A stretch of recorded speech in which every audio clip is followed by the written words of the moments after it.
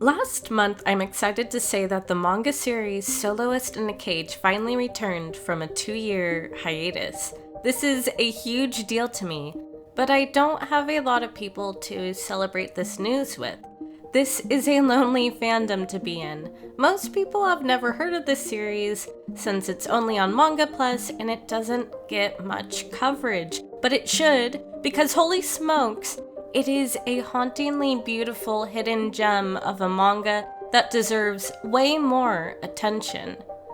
So I'm here to try and change that and sing this manga's praises. But before I get into what makes this manga so amazing, I suppose I should first tell you a little bit about the plot and the world.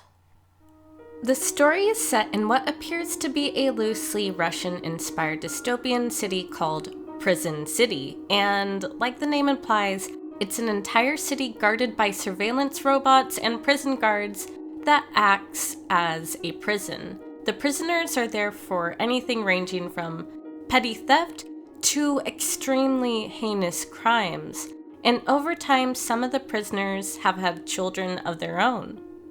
And that's where the main story comes in. The story centers around two orphans named Chloe and Locke.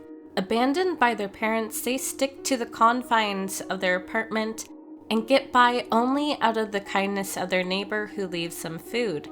However, when they try to escape Prison City, the two of them are tragically separated. Now, years later, Chloe has returned to try and find her baby brother. This is a cold, brutal, and unforgiving world that Chloe lives in. Not quite Fire Punch levels of messed up, but still, there's plenty of cold-blooded murder, human trafficking, and the occasional act of cannibalism. There's also at least 2 fanatic cults, one of which are obsessed with children and place their skulls on spikes, and the other is obsessed with building Noah's Ark for God knows whatever reason. So fair warning, this is definitely a heavy read. However, as startling bleak as this manga can get at times, love and a glimmer of hope keeps the story afloat. Then, of course, there's also the star and shining light, Chloe herself. I really adore her as a main character. There's an earnestness and a vulnerability to her that just makes her really endearing. She's also a caring older sister type with a soft spot for taking care of others. But on the flip side of that, she's also willing to kill for the sake of her baby brother. And as much as I want to say, protect Chloe's smile at all costs, I'm also kind of curious to see what lengths she'll go to save and protect her little brother, and what sort of moral dilemmas she'll face along the way.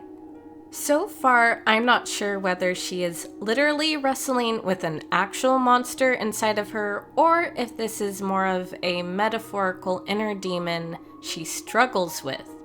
Whether figurative or literal though, we can clearly see that taking lives takes a serious toll on her.